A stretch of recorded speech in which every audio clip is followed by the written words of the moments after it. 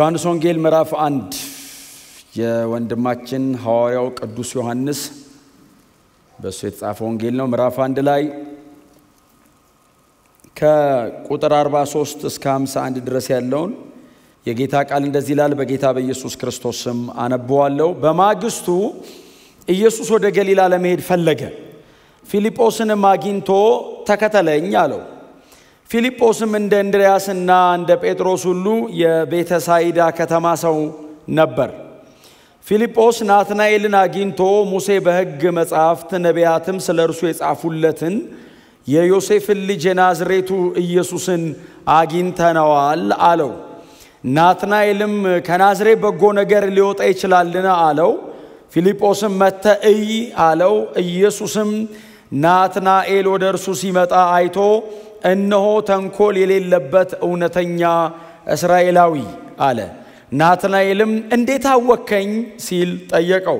ኢየሱስም ከበለስ ዛፍ ስር ሳለ ገና ፊልጶስ ሳይጠራ አየሁ ሲል መለሰለት። ናትናኤልም መልሶ ረቢ አንተ የእግዚአብሔር ልጅ ነህ፣ አንተ የእስራኤል ንጉሥ ነህ አለው። ኢየሱስም ያመንከው ከበለስ ዛፍ ስር አየሁ ስላልኩ ነውን? ገና ከዚህ የሚበልጥ ነገር ታያለህ አለው። ጨምሮም እውነት እላችኋለሁ ሰማይ ተከፍቶ የእግዚአብሔር መላእክት በሰው ልጅ ላይ ሲወጡና ሲወርዱ ታያላችሁ አለው። ጌታ የተባረከ ይሁን። የዮሐንስ ወንጌል ምዕራፍ 1 ላይ ያለ የጌታ ቃል ክፍል ነው ያነበብነው። ዮሐንስ ወንጌል ምዕራፍ 1 ላይ ያለ የጌታ ቃል ክፍል ነው ያነበብነው እና ኢየሱስን ስለመከተል ነው ትንሽ ምናገር። ኢየሱስን መከተል ኮናቻ አርሶ በተና ኢየሱስን እየተከተልከው ነው ወይ በሉት። ሌላ ነገር እየተከተለ ከሆነ ማንቂያ አይነት ኢየሱስን መከተል በጣም ዋጋ የሚያስከፍል ቢሆንም ግን ተስፋ አለው። በጣም ክብር አለው አይመስለኝም። እኔ ዋጋ የሚያስከፍልም አይመስለኝም። እኛ በጣም ዓለማዊነት ውስጥ በጣም ዘልቀን ገብተን ስለነበር ከዛ ማላቀቁ ሲቃይ ስለሆነ እንጂ ኢየሱስን መከተል በራሱ ምንም የሚያስከፍል ዋጋ የለውም። ከዓለም ተቃራኒ መሆን ነው አይደል አሁን የሚያስከፍለን እንጂ ኢየሱስን መከተል እንደውም ደስታ ነው፣ በረከት ነው፣ እንደውም ጸጋ ነው። ኢየሱስን መከተል እንደውም መንፈስ ቅዱስ በእኛ እንዲያድር የሚያደርግ ነው። አምላክን ሰው ውስጥ አስገብቶ ያኖረ ነው ኢየሱስን መከተል። እንደውም ኢየሱስን እንደመከተል አይነት ክብርም ደስታም ተስፋም በረከትም የለም። እንኳን ኢየሱስን ተከታይ ሆነን እንኳን እግዚአብሔር የምንከተለውን ኢየሱስን ከፊታችን አስቀመጠልን። በእውነት እንደተሰቀለ ሆኖ እንድናዩ እንኳን አገዘን። መንፈስ ቅዱስ ይህንን በእኛ ስላረገ ደስ ይለኛል እና እሱ ነው ትንሽ የምናገረው። ሂስቶሪካሊ ጌታ ኢየሱስ ክርስቶስ እንዲከተሉት የጠራቸው ደቀ መዛሙርቶቹ አሉ። አሁን በዚህ ቦታ ላይ ስማቸው ሜንሽን የተደረገ የአንደኛው ብቻ ነው ሜንሽን ያልተደረገው። ከዛ ውጪ ሌሎቹ በሙሉ ስማቸው ተጠርቷል አይደል? አሁን ሳነበው ከሰማችሁ ስማቸው ተጠርቷልና ጌታ ኢየሱስ ክርስቶስ እያገኘ ተከተለው የተባሉ ሰዎች ናቸውና አሁን በጣም በተለየ መገለጥ በተለየ ብርሃን አሁን እኛ የገባን አይነት ነገር ገብቷቸው ሳይሆን እንዲሁ ኢየሱስን ብድግ ብለው የተከተሉ ሰዎች ናቸው። በኋላ ነው መገለጡ፣ በኋላ ነው መነካቱ፣ በኋላ ነው መንፈሳዊ በረከቱ፣ በኋላ ነው የእምነት አርበኝነቱ። ይሄ እዚህ ጋር ግን ያለው አንድ ኦርዲነሪ እስራኤላዊ የሚመስል ግለሰብ ነው ዝም ብለው ለመከተል የጀመሩት። እና ምናልባት አንዳንዶቻችን እንደነሱ ልንሆን እንችላለን። ዝም ብለው ድንገት ነግረውን ገብተን ይሆናል የበራልን። አንዳንዶቻችን ደግሞ በጣም በጠንካራ ብርሃን ሊሆን ይችላል የጀመርነው ክርስትናውን። እነዚህ ግን አሁን እነ እንድርያስ፣ እነ ጴጥሮስ፣ እነ ናትናኤል፣ እነ ፊልጶስ እንደገና ስሙ ያልተጠቀሰው በዚህ መጽሐፍ ላይ ስሙን የማይጠቅስ ሰውዬ አለ። እዚህ መጽሐፍ በሙሉ እዚህ መጽሐፍ ላይ ስሙ የለም ሰውየው። እንደውም ከዚህ መጽሐፍ ላይ ከግማሹ በኋላ ራሱን የሚጠራው ኢየሱስ ይወዱ የነበረ ደቀ መዝሙር እያለ ነው። እና እዚህ መጽሐፍ ላይ ምንም ስሙ የለም ባይዘው። እዚህ መጽሐፍ ላይ ስሙ የሌለ ሰው ማን ነው? ዮሐንስ። የመጽሐፉ ጸሐፊ ባይዘው ስሙ የለም። አሁን ዮሐንስን የጻፈው እምንለው ዮሐንስ ወንጌልን አንብበን አይደለም። ዮሐንስን የጻፈው ያለው 3 ደብዳቤ ጽፏል፣ 1 የራእይ መጽሐፍ ጽፏል። አዲስ ኪዳን ላይ ከዚህ ወንጌል ጋር 5 መጽሐፍ አዋጥቷል። ዮሐንስ ወንጌልና አንደኛ ዮሐንስ ብለን የምንጠራቸው 2 መልእክቶቹ ላይ ስሙ የለም። ግን መቼስ ሁለተኛና ሶስተኛ ደብዳቤውን ያነበበ የራእይ መጽሐፍን ያነበበ ሰው ገና ራእይ መጽሐፍን ገልጦ ሲያነብ ትዝ የሚለው 4ኛው ወንጌል ነው። የዮሐንስ ወንጌል ብለን የምንጠራው ትዝ ይለዋል። አንደኛ ዮሐንስን አሁን ከዚህ ሰው ውጪ ማንም ሊጽፈው አይችልም።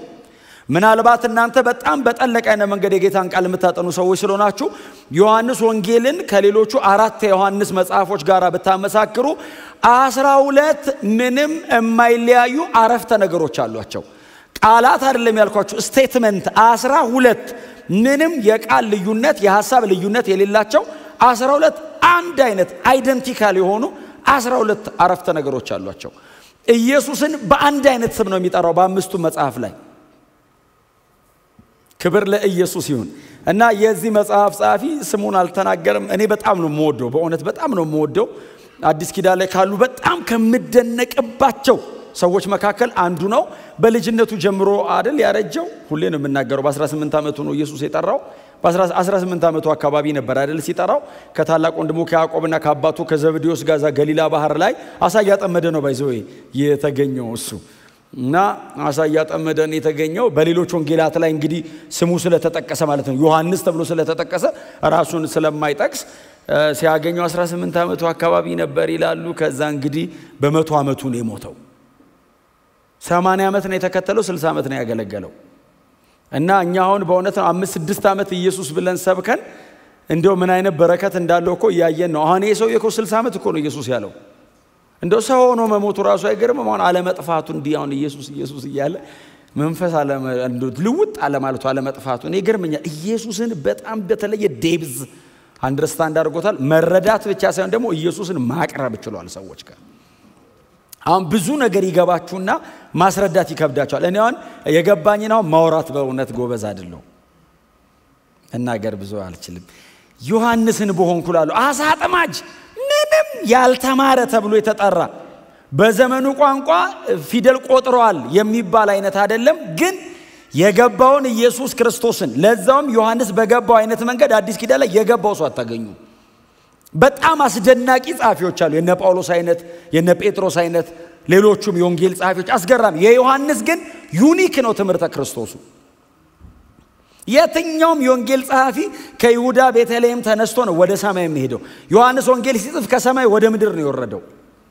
የዮሐንስ ትምህርተ ክርስቶስ ከመለኮትነቱ ጀምሮ ሰውነቱ ጋር ነው የሚመጣው። ከላይ ወደ ታች የትኛውም ህንጻ አሁን ይሄን ህንጻ ስንሰራው ወደ ታች ቆፍረን ወደ ላይ ነው የሰራነው። ዮሐንስ ወደ ላይ ቆፍሮ ወደ ታች ነው የሰራው። የተንጠለጠለ ክርስቶሎጂ።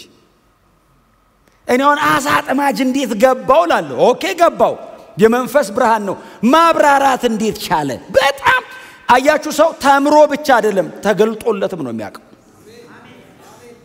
መማርን የመሰለ ጥሩ ነገር የለም። ስነ መለኮትና ምግቡና ተማሩ። በጣም ብዙ የምትማሩ ልጆች እንዳላችሁ አውቃለሁ። እዚህ ቸርች ከመጣችሁ በኋላም ደግሞ ብዙዎቻችሁ ለመማር ወሰናችሁ ትምህርት ቤት የተመዘገባችሁ ሰዎች እንዳላችሁ አውቃለሁ። ሌሎቻችሁም ቶሎ ተመዝገቡና ተማሩ። ብርሃን ግን ከመንፈስ ቅዱስ ነው። ግልጠት ከትምህርት ቤት አይመጣም። የተገለጠልን ታደራጁዋለ በዶክመንት እንጂ ብርሃን ይሁላችሁ እዩት። ለነገሩ ተምረዋል እኮ 3 ዓመት ተኩል ኢየሱስ እግር ስር ስህተት አልባ አስተማሪ አይታረም። ነገ ተቀየረ አይባል። እሱ ካፉ ይውጣ እንጂ የዘላለም ነው። እንደው እሱ ቶሎ ያወጣም እንጂ አንዴ ይተንፈሳት እንጂ የእግዚአብሔር ቃል ነች። ከሱ ነው የተማሩት ቁጭ ብለው 3 ዓመት ተኩል። እና የኢየሱስ ክርስቶስ የሁሉ ነገሩ የአይን ምስክር ነው።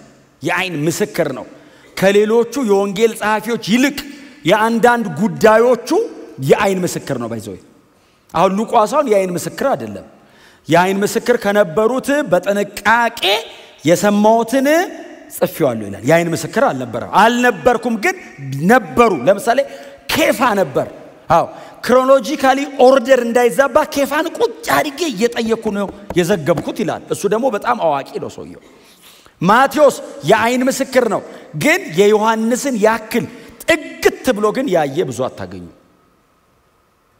ማርቆስ በጣም ልጅ ነበረ። ኢየሱስ የተሰቀለ ሰሞን የምታስታውሱ ከሆነ በወንጌሉ ላይ ስሙን አልጠቀሰም እንጂ በጣም እኔ ነኝ አላለም እንጂ አሁን ትዝ የሚላችሁ ከሆነ ኢየሱስን ወደ አገረ ገዢው ግቢ ይዘውት ሲሄዱ አንድ ጎበዝ በሩቅ ይከተለው ነበር ይላል። ከዛ ተከትሎት ገባ ይላል። ሲገባ ሲይዙት ልብሱን ጥሎ ራቁቱን ሮጠ የሚል ቃል አለ። ያው ማርቆስ ነው ይላሉ። ወጣት ስለሆነ ስሙን አልጠቅስም ብሎ መሰለኝ አፍሮ ሊሆን ይችላል። ግን በቃ ራቁቱን የሮጠው ራሱ ነው ይላሉ። የሚጠቀመው ቃል የራሱ እንደሆነ የሚጠቁም አይነት የግሪክ ቃል ይጠቀማል። እና አሁን እሱም በጣም ፓርሻሊ በጣም ብለርድ ያረጋበት ነው ኢየሱስን በአካል ታስታውሷል። አው ልጆኜ ይላል።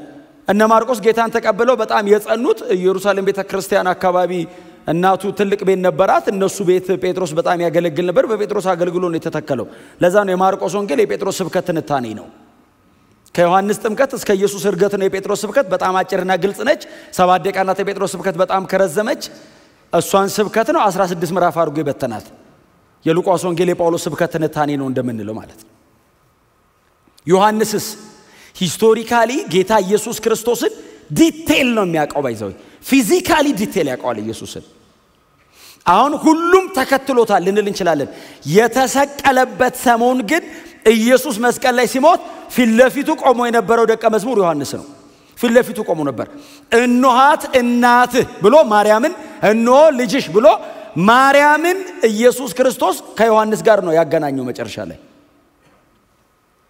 የመጨረሻ ያንደበቱን ቃል ኢየሱስ የተናገረው ሐዋርያ ዮሐንስ ነው የመጨረሻ ተፈጸመ የሚለውን ድምጹን ፊቱ ቆሞ ያየው ዮሐንስ ነው ጎኑን በጦር ወጉት ብሎ የጻፈው ዮሐንስ ነው ሲወጋ ያየለም ጴጥሮስ ጀርባውን ተተለተለ ነው ያለው ለምን በሩቅ ኋላ ይከተለው ነበር ይላል ሉቃስ 22 ላይ ስለዚህ የተተለተለው ነው ያየው ስትራይፕሱን ነው ያየው ዮሐንስስ ጎኑን ወጉት አለና ሲጽፍ እሱ ብቻ ነው የጻፈው ደምና ውሃ ከጎኑ ወጣል አይቶት ምንድነው የወጣው ደም ከዛ ሲጽፍ ዋ ዲቴል የክሩሲፊክሽኑ በጣም ዲቴል ነው ስለዚህ ከሌሎቹ የወንጌል ጸሐፊዎች ይልቅ ዮሐንስ ወንጌል ከወንጌሉ 47% የኢየሱስ መስቀል አካባቢ የተሰራው ወንጌል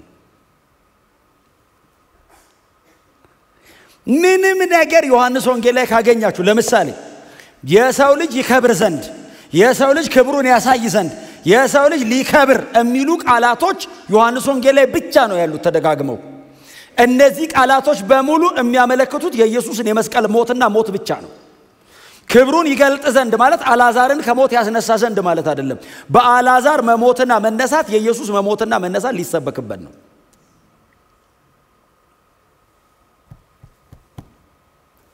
ክብር ለእግዚአብሔር ይሁን ሐሳቡ እንዲያያዝላችሁ ወደ ለወጣ ብላችሁ እዩት እስቲ ምዕራፍ 1 ላይ ከቁጥር 35 አካባቢ ጀምሮ ስታዩት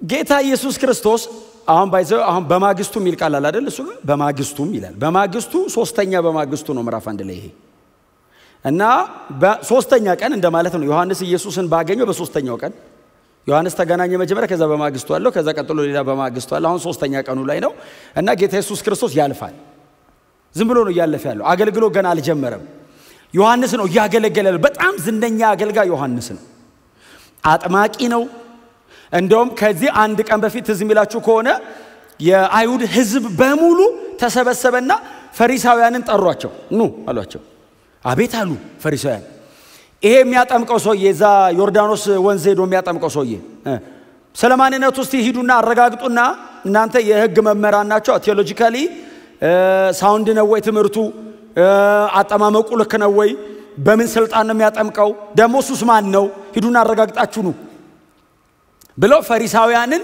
ጠርተው ጠይቁ እሻሉና ፈሪሳውያን ተሰብስበው ሴኔቱ የተወሰነ ሰው መረጠና ዮሐንስ ጋር ላኩ ከዛ ዮሐንስ እያጠመቀ ያለ መጡ የተወሰኑ ግሩፕ መጣ ከአይሁድ ሸንጎ ነው የመጣ ነው ዘንድሮ ከሆነ ከምክር ቤት እንደማለት ነው ባይዘው የአይሁድ ሸንጎ ማለት የሃይማኖት መሪዎች ብቻ ሳይሆኑ ይገደል ብለው አሁን ኢየሱስ ፐርሲኪዩት እንዲደረግ እንዲሰቃይም እንዲገደልም ይወፈረደበት ባይዘው መጀመሪያ ሸንጎ ነው እስጢፋኖስ ይወገር ብሎ የፈረደው ሸንጎ ነው ስለዚህ ሪሊጂየሱን ብቻ ሳይሆን ፖለቲካሊ ያለውንም የአይሁድ እንትን ኢንፍሉዌንስ ያደርጉታል the whole system እጃቸው ስር ነው ጠሩና ሲልኳቸው ሰዎቹ መጡ ከፈሪሳውያንና ከህዝቡ ነው የተላከው ጠፍር ይታጠቅ ነበር ይላል ዮሐንስ አንዳንድ መጽሐፍ ቅዱስ ካራክተሮች በጣም ይገርሙ ሰዎች ጠፍር ይታጠቃል አዎ ሰውነቱ ደከም ነገር ያለ ነው አዎ የበረሃ ማር ነው እየበላ የመጣው ይላል በጣም ቦልድ ነው ቀጥሎ ዋይልድ ነው ብዙ ከተማ ያቀ ያ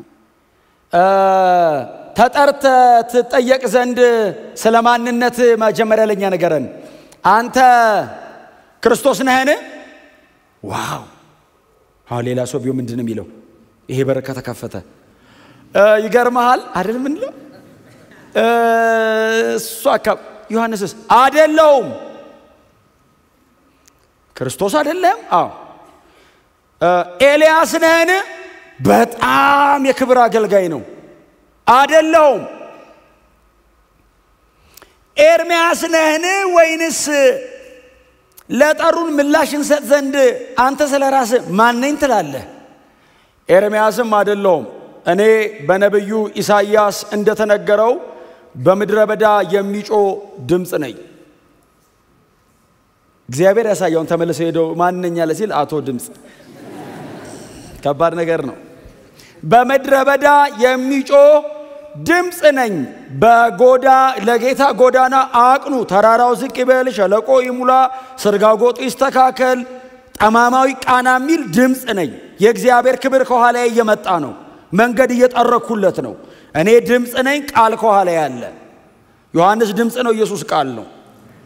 እኔ ነኝ፣ እኔ ጠርግለታለሁ፣ እሱ ይወጣል አለና እንደውም አለ አይደል? እንደውም በመካከላችሁ አለ። እኔ ድምጽ ሆኜ ቆሜያለሁ። ከኔ 6 ወር ነው የሚከተለው እሱ። በመወለድ 6 ወር ዮሐንስ ይቀድማል። በርግጥ ዮሐንስ ኤልሳቤጥና ዘካርያስ ጋር ነው የጀመረው። ኢየሱስ የዘላለም አምላክ ነው። ለሥራ ከመጣ ነው 6 ወር እና ይቀድመዋል 6 ወር እና በመካከላችሁ አለ፣ እርግጠኛ ነኝ አለና እኔ ራሴ አላቀውም።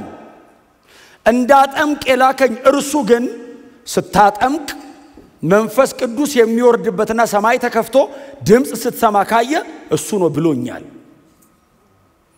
አለና ዮሐንስ እያጠመቀ ያዋራቸዋል። ኢየሱስ መደዳ ውስጥ ገብቷል። ሰልፍ ውስጥ አለ። ኢየሱስ ተጠማቂው ነው። ትህትናን የመሰለ ክብር እኮ የለም። እኔ ነኝ ብሎ አልመጣም። ቀስ ብሎ ነው ባይዘው ሰልፍ ውስጥ ነው። የ30 ዓመት ወጣት ነው። he was very young። አሁን የ30 ዓመት ወጣት ሳሉት የኛው ሁሉ ታናሽ እኮ ይጣመቃል። ዮሐንስ ያጠምቅ ባይዘው ንስሐ ግቡ ብቻ አይደለም የሚለው፣ ቼክ እያደረገ ነው። ሰማይ ከተከፈተ መስዩ ነው፣ ካልተከፈተ ሳጥምቆ ሂድ ይላል። ኖርማል ሰው ነው ማለት ነው።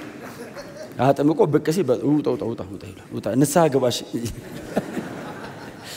እየላከ አንድ ሰው ከፊቱ መጣ። በጣም ኖርማል አይሁዳዊ ነው። የሕማም ሰው ይመስላል አይደል? ኢሳይያስ 53 የሕማም ሰው ይመስላል።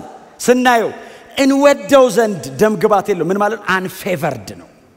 ሊትራሊ ቃሉ አንፌቨርድ ነው። ምን ማለት መሰለ? ኢየሱስ ወሬ ጀምሮ አታስጨርሰውም። ፌቨር የለው። ትዞራለህ።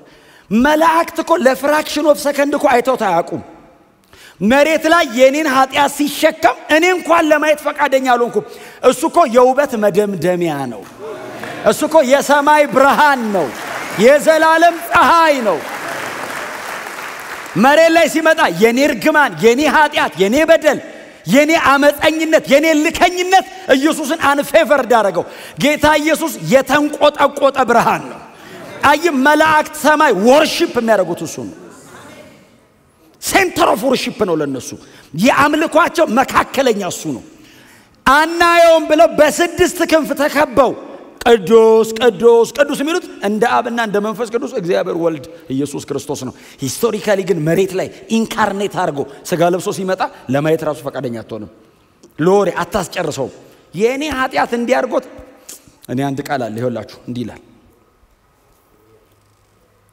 እዛው ኢሳይያስ 53 ላይ ነው። ኃጢያታችንን ተሸከመ በደላችንን ተቀበለ ይልና እኛ ግን ስናየው ይላል በእግዚአብሔር እንደተቀሰፈ እንደተጎዳና እንደተሰቃየም ቆጠር ነው ይላል። ኃጢያታችንን ተቀበለ ይላል፣ በደላችንን ተሸከመው። ከዛ ሳየው የኔ በደል፣ የኔ እርግማን፣ የኔ ኃጢያት እንዲህ ሳየው በእግዚአብሔር የተቀሰፈ ነው፣ የተጎዳ ነው።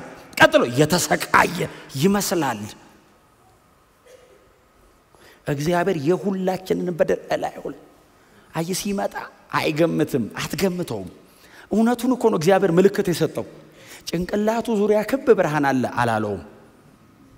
ኦርዲነሪ ነው። እንደውም ከሰው መሃል ማትመርጠው አይነት ነው። ለእንትንም ለምርጫም አይመችም። አናጤ ቤት ነው ያደገው። አይመስልም፣ ፈዋሽ አይመስልም። አሁን በጣም ያ ፌመስ ሰውዬ እዚህ ዮሐንስ አራሲ ያነሳው ሰውዬ የ38 ዓመቱ አልጋ ቁራኛ በጣም ነው የምወደው። ሁሉም ሰባኪ የሚያነሳው ይመስለኛል፣ አላቅም እንደኔ። በጣም የምናነሳው መጽሐፍ ቅዱስ ውስጥ ስላለ ነው። ባይዘው መጽሐፍ ቅዱስ ውስጥ አለ። 2000 ዓመት እንዲነበብ እግዚአብሔር ፈቅዶ አስገብቶታል። ሰውዬው ምንም አማኝ አይደለም። በጣም ግልጽ እውነቱን እናወራ። አማኝ አይደለም። እኛ አልጋውን ተሸክሞ ከሮጠ በኋላ ስለምናነብን አማኝ አይደለም። እንኳን ሊያምን ይቀርና ያቆም ኢየሱስን ልትድን ትወዳለህ ሲለው መልአክ መጥቶ አሁን ሲያንቀሳቀስ የሚወረውር ባይዘው መልሱ የሰውየው መልስ ኢየሱስ ማንነት ላይ ነው መልሱ። ለምን መሰለ ሲያየው ፈዋሽ አይመስልም። መልአክ መጥቶ አሁን ሲያንቀሳቀስ የሚወረውረኝ ሰው ላይ ማለት ተባበረኝ አረ ወርዋሪ አድርጎ ሊቀጥረው ፈለገ ነው። አሁን ሰው የለኝም ማለት ምን ማለት ነው? ሰው ነኝ እንደው አንዴ መልአክ መቼ እንደሚመጣ አይታወቅም። ፌቨር አድርግልኝ አብረኝ ክረም ውለህ እደር እንደው አንዴ ብትወረውረኝ ሲል አላወቀም። ምን ያውን በሰውየው አልፈርድም። ኢየሱስም ያልፈረደው ለዛ ነው። መልአክ የሚልከው ራሱ እንደመጣ አላወቀም። አረ በዚህ ዓመት እሱ አይመጣ ምን ይመጥቻለሁ ነው መልአኩ። ከዛ ጌታ ኢየሱስ አየውና እውነቱን አንደርስታንድ አደረገው። ኢየሱስ ታውቃል አሁን ፊቴን አይቶ ነው በፀሐይ የተቃጠለ የደፈረሰ አይን የተበላሸ ጸጉር የቆሸሸ አቧራ ባቧራ የሆነ አቧራ የጠገበ እግር አይቶ ነው በቃ አልጋ ተሸክሞ ይመን ብሎ በስድስት ወር ደህንነት በስድስት ወር ደቀ መዝሙር በአገልግሎት ትምህርት እንደ ትላንትና ባለ ስልጣና ሰው ወደ ጌታ አይመጣም በፍጹም። ስለዚህ በቃ አልጋ ተሸክመ ተነስና አልጋን ተሸክመ ወደ ቤት ሂድ። እኔ ወላችሁ አለማም እኔ አሁን ማም እንዴት ይፈወሳል አላውቅም፣ ግን ተነስ አንድ ተአምራን ተነስ ከዛስ አልጋን ተሸከም ከዛ ወደ ቤት ሂድ። ብዙ እኮ ነው መዛም ሰውየውም ተነስቶ አልጋውን ተሸክሞ እየሮጠ ኢየሱስ እሱን ፈውሶ ነገር እየፈለገ ነው። እዛ በሰንበት ቀን ያደረገው የሰንበት ጌታ ነኝ ለማለት ፈልጎ ነው። እዛ ቤተ መቅደስን መበጥበጥ ፈልጎ ነው። ሰውየው ደግሞ ሲሮጥስ አቋራጭ መንገድ እያለ በቤተ መቅደስ በኩል ነው የሮጠው። ፈሪሳውያን አስቆሙት ይላል። አቋራጭ እያለለት ዋናው መንገድ ለምስክርነት እንዲመቸው ነው። አሁን አልጋ ተሸክሞ ብንሲል እኔ ግን ሰውየው ራሱ አይገርማችሁም? አሁን ስም ማን ነው? ቸርች የት ነው? መቼ ነው ፕሮግራም አይጠየቅም እንዴ? ጥሎት ብናለ እኔ ትቶት የሮጠው አይ ቲንክ ተመለሰተኛ እንዳይሎ ፈርቶ ሊሆን ይችላል። ግን ኤኒዌይስ ተፈውሷል። አሁን ኢየሱስ አሁን ሰውየው ስለተፈወሰ እየተከተለ ቆም ብሎታል። ዋናው መፈወሱ ነው። የትም አይሄድም። ደግሞ ቀምሰ እንደሆነ አጣፋም የሆነ ቀን አጠምቃለን። በሆነ መዝሙሩ ደስ ይላል ብሎ አሁን ዛሬ በኋላ ጥሪ ያደርጋሉ። ካልመጣችሁ የሆነ ቀን መምጣታቸው አይቀርም። ግን አሁን ዘመኑ አልቋል፣ እንደ ድሮ አይደለም። አሁን ዛሬ ማታ ሊመጣ ይችላል ጌታ። ሰውየው ወደ ቤቱ ሲሮጥ ኢየሱስ ዝም ትቶት ይላል። የ38 ዓመት ያልጋ ቁራኛ ሊፈውስ ሲመጣ አይመስልም። ኦርዲነሪ እስራኤላዊ ነው፣ ፈዋሽ አይመስል። ምንም ፕሮቶኮል ምናምን የተለየ የለው። ኖርማል ሰው ሲምፕል። የትህትና አልቲሜትሊ የትህትና ሞዴላችን ኢየሱስ ነው። የመጨረሻ ሞዴል ኢየሱስ ነው። የክብርስ የመጨረሻ የክብር ጥግ ከሱ ውጭ ክብር የለም። የመጨረሻ ክቡር ነው። የመጨረሻ ትሁት ነው። እና ዮሐንስ ኢየሱስ ይመጣ ዝም ብሎ እየጠመቀ ነው። እሱንም ተረኛ አለው። መጣ ኢየሱስ ውሃ ውስጥ እየተራመደ መጣ። ፊቱ ቆመ። ከዛ ሊያጠምቀው ሲል ሰማይ ተከፈተ። አብ በእርሱ ደስ የሚለኝ የምወደው ልጄ እርሱ ነው፣ እርሱን በቃ ዮሐንስ አገልግሎ ሊጨርስ ነው። ለሱ ነው የመጣው። ዮሐንስ ሊያጠምቀው ሲል ልክ ሰማይ ተከፍቶ አብ ባይዘው አሁን ኦኬ ለኛው ነብይ ሊልክ ይችላል። ለኢየሱስ ነብይ የላክም። ላይቭ ነው ያወራው። ቀጥታ እንደዚህ አብ አልቻለም። የልጁ ጥምቀት ነው። ቀጥታ ሲያወራ ህዝቡ ነጎድጓድ። ዮሐንስስ ሰማው። አላጠምቅም አለው። አላጠምቅም አንተን ብያለሁ የመጣሁት የንስሐ ጥምቀት እኮ ነው ማጠምቅ ሲል ጌታ ኢየሱስ ተጋደውና ህግን ሁሉ ጽድቅን ሁሉ ፈጽም ዘንድ ይገባናል አጥምቀኛል። ለምን አለው? ያለ ጊዜ ገልጠ መከራ እንዳትመጣብኝ አሁን አጥምቀኛል። ምክንያቱም ዮሐንስ ቀድሞ ከመሰከረ ፈሪሳውያን ይገሉታል። ቀድሞ ያለ ጊዜው እንዳይገልጥ እኮ ነው። ከዛ ተጠመቀ። ከዛ ኢየሱስ ወጥቶ ሲሄድ አይቻለው እመሰክራለሁ የእግዚአብሔር በግ አለ ከኋላው።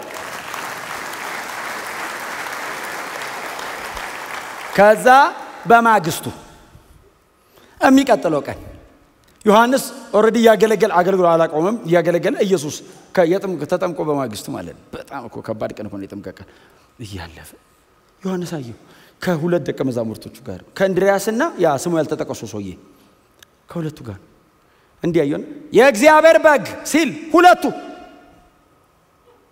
መልአክ ዮሐንስ አለት የእግዚአብሔር በግ ሲል ትተውት ሄዱ። ዮሐንስ ተከተሉት ኢየሱስን ኳላው ኢየሱስ ቶሎ ሲል ኳላ ይከተሉታል። ዞሮ አያቸው። ምን ፈልጋችሁ ነው? ቃል በቃል እንደሱ ነው ያለው። ቃል በቃል ባይዞ ጎሽ ተከተላችሁኝ አይደለም ያላቸው። ዞራለ ምን ፈልጋችሁ ነው የምትከተሉኝ ሲል ረቢ አሁን እሱ የእግዚአብሔር በግ ነው ያለው። እነሱስ መምህር። ለምን መሰለ መምህር ያሉት? ከዚህ በኋላ ካንተ እግር ስር ነው የምንቀመጠው አሉት። ረቢ ሆይ አሉትና እንከተልህ አይደለም ያሉት። ወዴት ትኖራለህ? እንኑር።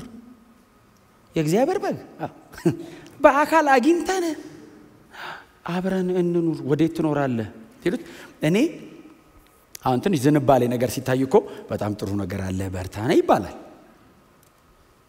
ጌታ ኢየሱስ ምን ፈልጋ መጣው? ማጣሪያ እኮ ነው።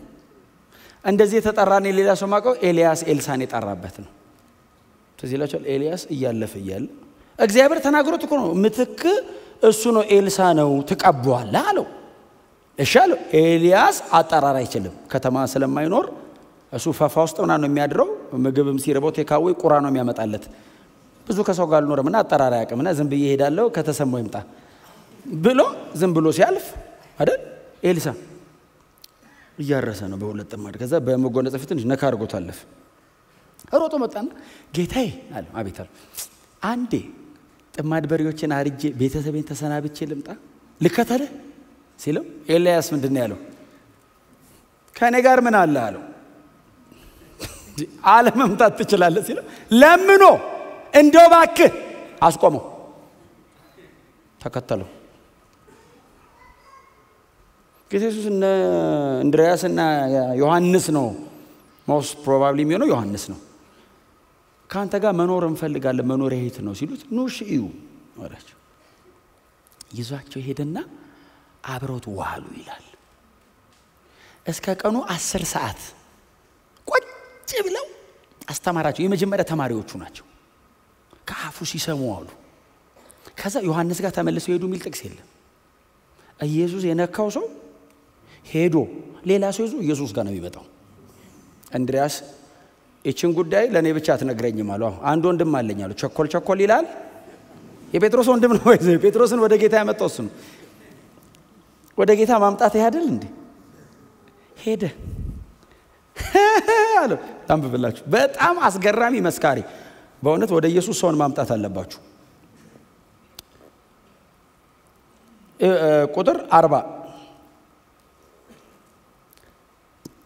ቁጥር 41 እንድርያስም በመጀመሪያ ያደረገው ወንድሙን ስምዖንን ፈልጎ መሲሁን አገኘነው ብሎ መንገር ነው።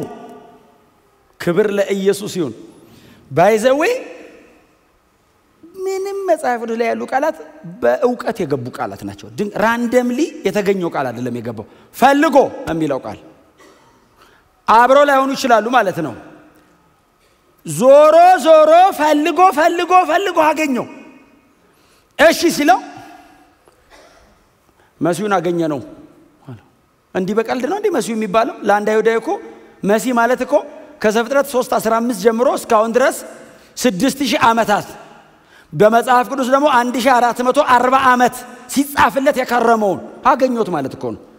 እግዚአብሔር ከሰማይ እኛን ለማዳን ቀብቶ የላከውን መሲሁን አገኘነው ሲለው ጴጥሮስ በኋላ ፍሮንት ላይ የሚመጣው ሰውዬ ማለት መጣ። ኢየሱስ ከእንድርያስ ጋር መጣ። እኔ ጴጥሮስን በአካል ባቀው በያሰባለሁ እንደኔ ችኩል ነው። መጣየው መጣ ሮም አይደል ጴጥሮስ መጣ። እዚህ ቀን ሮም አደባባይ ተዘቅዝቆ እስከ ተሰቀለበት ቀን ድረስ በቃ መጣ ሰውዬው መጣ። የምሩን ነው የመጣው። ያው መሃል ላይ ግን ባክ ማረግ አድንለውም እሱ ፍርሃት አንዳንድ አለማመኖች ሲመጣ ሰው ነው ያመጣው። ወደ ኋላ ሲመለስ አንድ አራት ሰው ይዞ ነው የሚመለሰው። አንዴ ሲመለስ አይታችኋል። በቃ የሚነሳል መሰለኝ ምን እንሂድ ብሎ ይዟቸው ሄደ ነው የሚለው። አንድ አራት አሳጥማጅ። ክብር ለኢየሱስ ይሁን። እንድርያስ ጴጥሮስን አመጣው። ከዛ ደግሞ ፊልጶስ ደግሞ ናትናኤልን ይዞ መጣ። ፊልጶስ ሄደ ናትናኤልን አገኘው። እንደዚህ ያለው ቀላል ሰው አይደለም ናትናኤል። ከበለስ ዛፍ በታች ተቀምጠሃል ማለት ምን ማለት መሰላችሁ?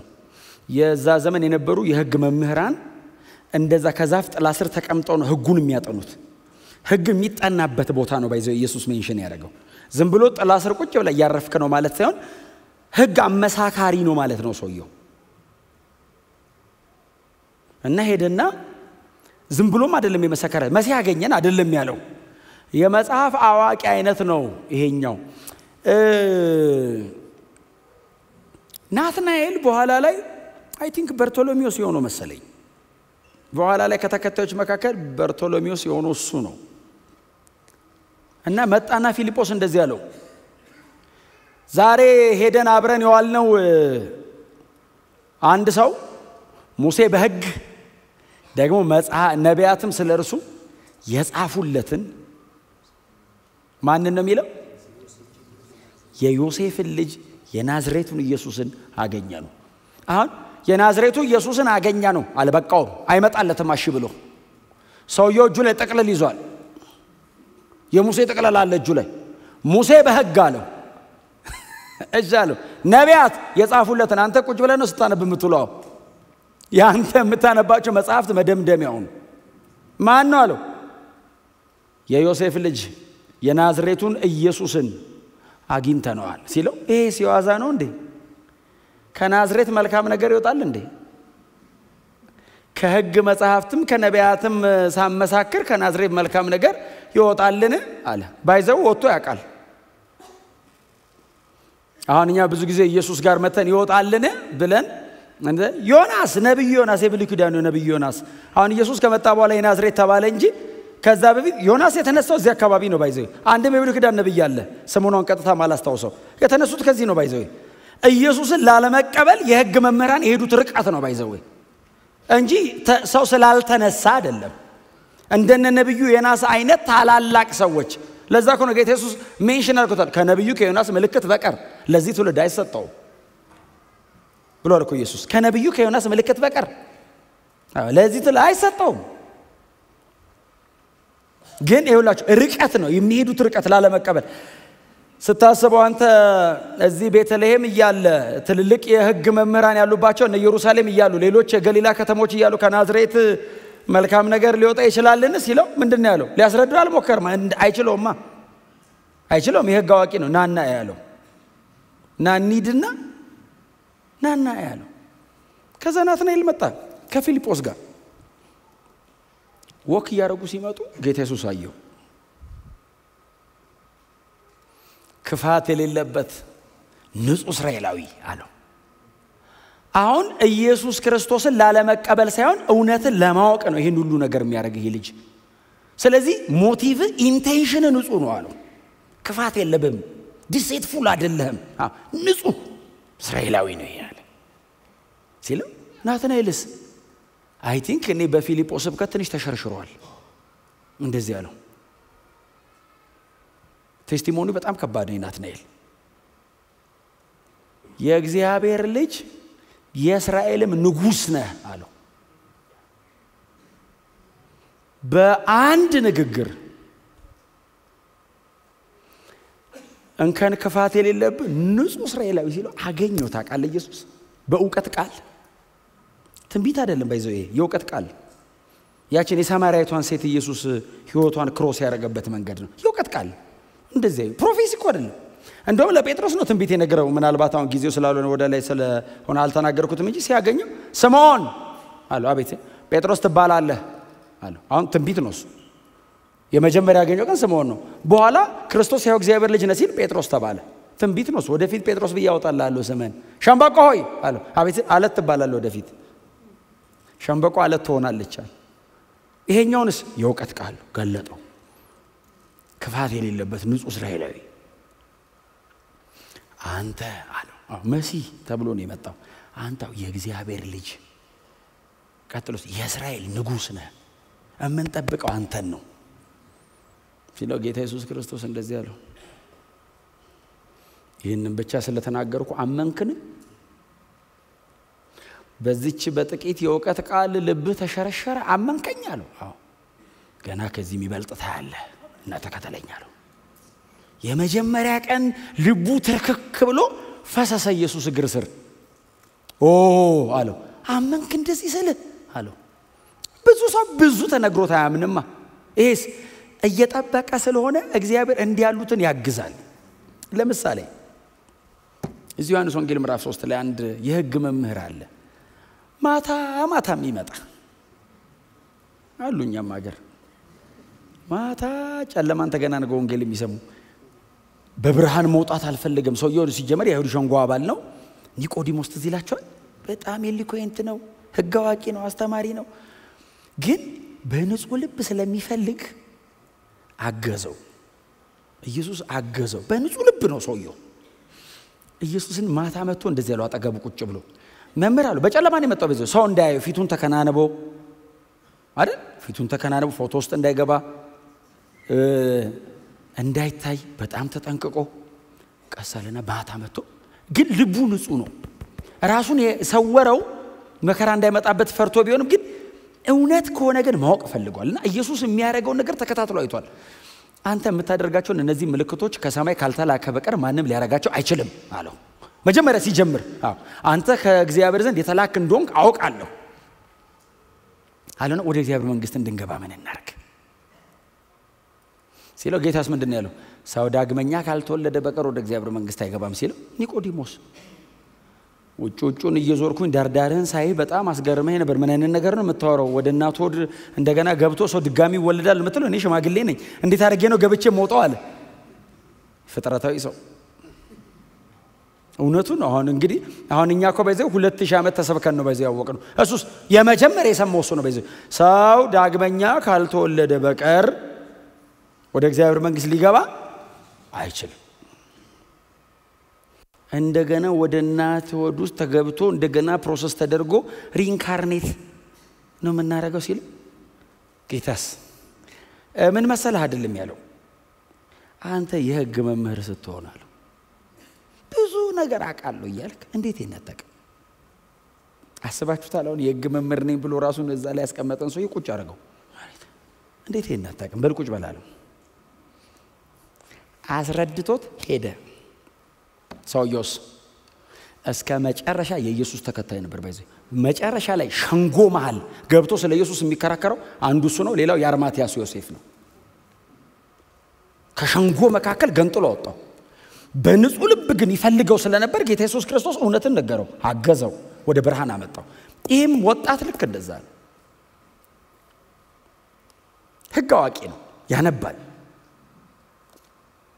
ሚስጥር ነገር ሲነግረው እንከን የሌለብህ ክፋትም አታውቅ ንጹህ እስራኤላዊ ነህ ሲለው አንተ የእስራኤል ንጉስ ነህ የእግዚአብሔርም ልጅ ነህ አለው። በጣም ከባድ ስቴትመንት ነው። ባይዘው የእስራኤል ንጉስ ነህ የሚለው መሲህ ነህ የሚል ነው ተተክቶ የሚገባው ቃል። ትክክለኛ እናንተ የምታነቡት ከሆነ ኦሪጂናሊ ማኑስክሪፕቱ ላይ ክርስቶስ የሚለውን ከዚህ ጋር አንድ ላይ ነው የሚሰፋው ኩሪዮስ ከሚለው ጋር። የእስራኤል ንጉስ ነህ የሚለው መሲያችን ነህ አለው። እምንጠብቀ አዳኛችን አንተ ነህ አለው። ቀጥሎ የእግዚአብሔር ልጅ ነህ አለው። አይሁዳዊ ብሎም ሕግ አዋቂ ማንንም የእግዚአብሔር ልጅ ብሎ አይጠራም። የእግዚአብሔር ልጅ ኢየሱስ የተገደለው ለምንድን ነው? የእግዚአብሔር ልጅ ነኝ ብሎ እኮ ነው የገደሉት። ራሱን ከእግዚአብሔር ጋር እኩል አረገ ነው ባይዘወይስ ትርጉሙ። የእግዚአብሔር ልጅ ነህ ማለት አምላክ ነህ ነው ትርጉሙ። እኛ መሃል ሥጋ ለብሰህ አድረህ ነው እንጂ መለኮት ነህ አለው። እድሜያችንን ሁሉ በክርስትና እምነት ላይ ጠልቀን ብንገባ የመጨረሻ ዕውቀታችን ይሄ ነው። ኢየሱስን የእግዚአብሔር ልጅ ከሚለው ዕውቀት የዘለለ ሌላ ዕውቀት አይመጣም። የእግዚአብሔር ልጅ ነው የሚለውን ግን በጣም በጥልቀትና በስፋት እናጠናለን። ሳንጨርሰው እድሜያችን ያልቃል። ፓኬጁ ግን ይሄ ነው። የምትጠበቀው መሲህ ክርስቶስ ማለት ነው አንተ ነህ። ቀጥሎ ከሰማይ የወረድክ በመለኮትነት ላይ ሰውነትን የደረብክ ደግሞ የእግዚአብሔር ልጅ አንተ ነህ። አምላክ ሰው ሆነ መሃላችን መተሃል። በመስቀል ላይ ሞተ ታድነናል አለው። ከዚህ ውጭ ክርስትና አለ እንዴ? ይሄ ነው በቃ። ጌታ ኢየሱስ ክርስቶስ እንደዚህ ያለው በል ይሄንን የሚያክል ግዙፍ እውነት በዚች ጥቂት የእውቀት ቃል ካገኘ አለው ተከተለኝ፣ ብዙ የሚበልጥ ነገር ታያለህ አለው። ከዛ ለተሰበሰቡት ሁሉ እንደዚህ ያላቸው። የተሰበሰቡት የሚለው አሁን እኛም ይመስለን ይሄንን የሚያክል ጉባኤ ነው። 6 ናቸው መሰለኝ። ለተሰበሰቡት ሁሉ የሚለው 6 ናቸው። እንድሪያስ አለ፣ ጴጥሮስ አለ፣ ፊልጶስ አለ፣ ዮሐንስ አለ፣ ናትናኤል አለ። 5 ከጌታ ጋር 6 ለተሰበሰቡት ሁሉ በኋላ ባይዘው አንዱ ብቻውን በ7 ደቂቃ ሰብከ 3000 የሚያመጣው ሁሉ ቢባል ያዋጣል። የከተማ ኩሌታ የሚከተላቸው እነዚህ ነው። ባይዘው ሁሉ አለ ኢየሱስ ለተሰበሰቡት ሁሉ የእግዚአብሔር መላእክት በሰው ልጅ ላይ ወደ ሰማይ ሲወጡና ሲወርዱ ታያላችሁ።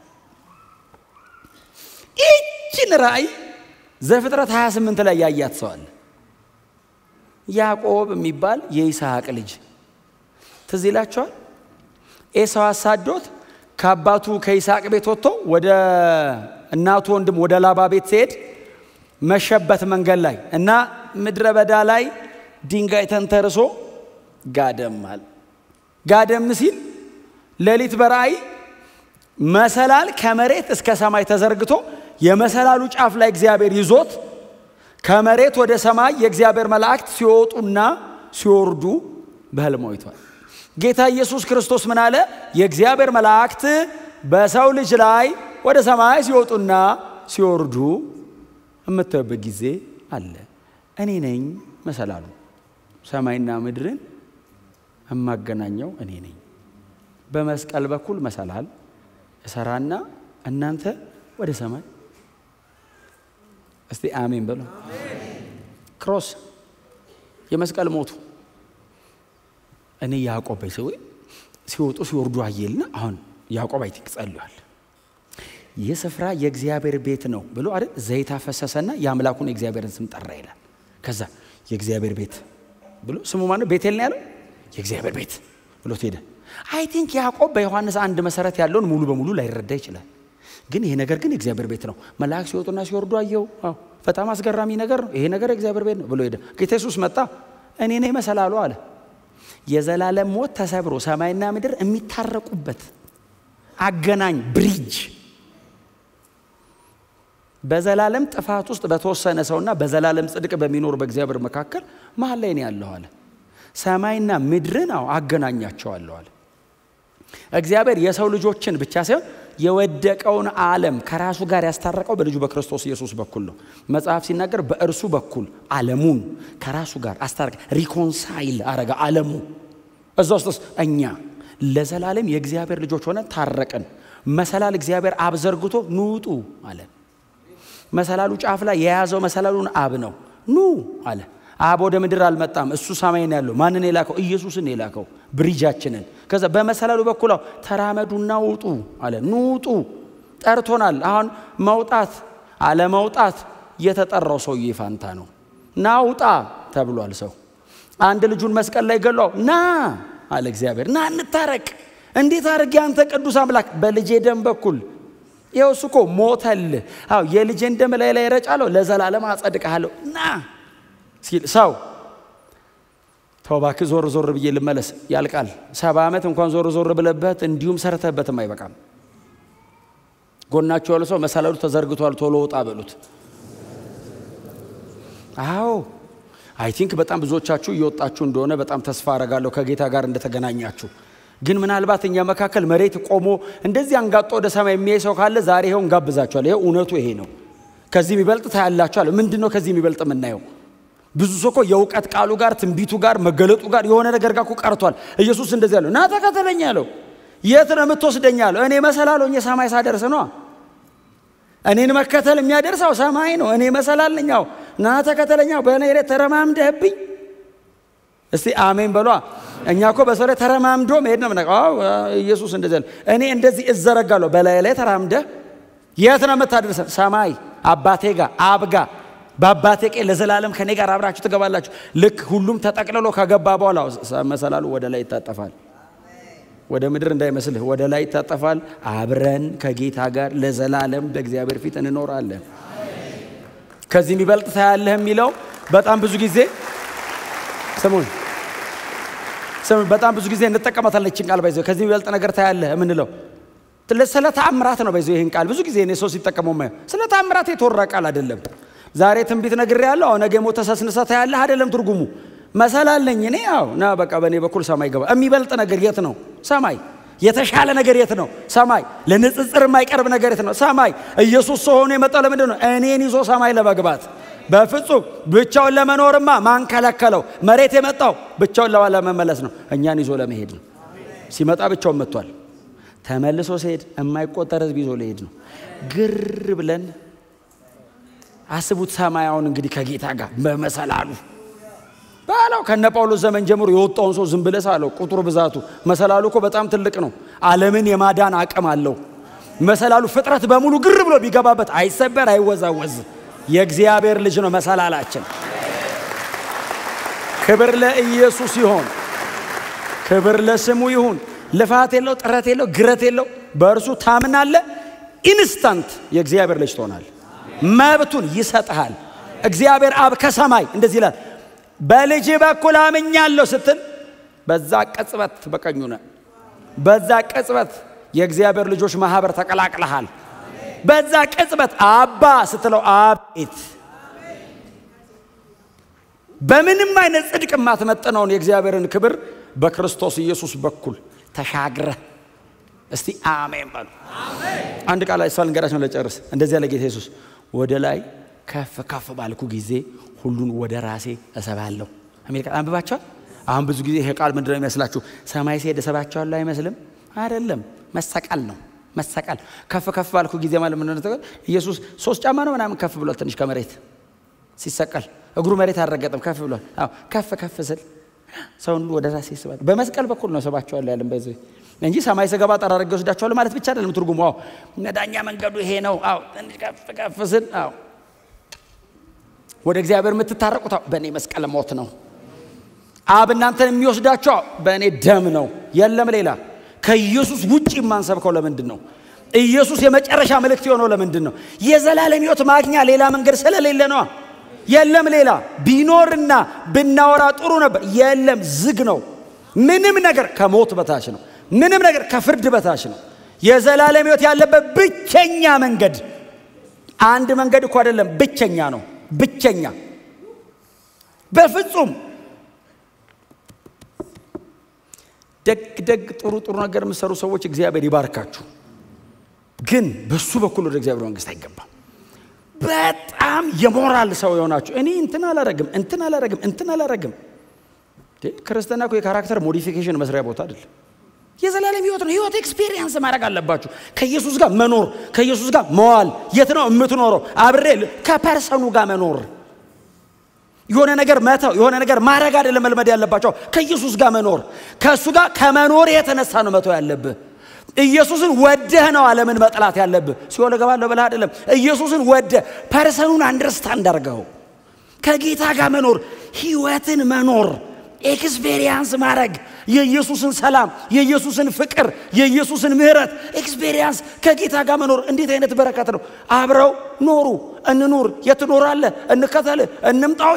አዎ መጡ። ከዛስ መቅበስም የሚያስታውቀው ብቻህን አይደለም። ይሄ ፋውንቴን ሆድ ውስጥ የሚከፈተው ሄዱ። ያገኙት የመጀመሪያ ቀን ነው። ባይዘው ወደ ዓለም ሁሉ ሄዱ የተባሉ ቀን አይደለም። የመጀመሪያ ቀን ከነካ እንደሱ ነው የምትሆነው። ክርስትና በባህሪው እንደሱ ነው። ምጥ እንደያዘው ሰው ነው የሚያደርገው። ትላለህ። ካልወለደች እንደማትገላገል እህት ትሄዳለህ። ትላለህ። ኧረ ና ከዛ ይዘው የሄዷቸው ሰዎች አልተመለሱም። እዛው ነው የቀሩት። ባይዘው ኢየሱስ አጠገብ መጥተው አብረው ውለው አብረው ከርመው ያልሰነበቱት ይሁዳ ብቻ ነው። እሱም ከኢየሱስ ውጪ የለም። የእግዚአብሔር የመጨረሻ ብርሃን ጌታችን ኢየሱስ ክርስቶስ። ምን አይነት እድል ነው! ረቢ አሉት። ኢየሱስን በአካል አወቁት፣ አዩት። ድነት ስጋ ለብሶ ሲራመድ አገኙት። ሳልቬሽን ፐርሶኒፋይ ሆኖ ድነት እንዲተነካ አብረው በሉ ከድነት ጋር እስከ 10 ሰዓት ዋሉ ይላል ከዘላለም አምላክ ጋር። እሱ ዘመን የሌለው አምላክ 10 ሰዓት አብራችሁን ቆዩ አላቸው። በእነሱ ጊዜ አቀጣጠር በእነሱ ቀመር ውስጥ ገብቶ ወንጌል ከኢየሱስ ውጪ እድልም ተስፋም የለም። ዛሬ ምናልባት አዲስ ለሆኑ ሰዎች ብቻ ሳይሆን ለኖርን፣ ለኛም ለኖርን ጌታን እናቃለን የምትሉ ሰዎች በእግዚአብሔር ቤት ኖር ያለው ይገርማል ብላችሁ ትምህርተ ክርስቶስን በስኬለተን የምታቆሙ በጣም ጎበዝ ቴዎሎጂካሊ ብዙ ነገር የምታውቁ ሰዎች የምታነቡ ሰዎች ምናልባትም አዲስ የሚሆናችሁ ሰዎች ካላችሁ ከጌታ ጋር መኖር ልመዱ።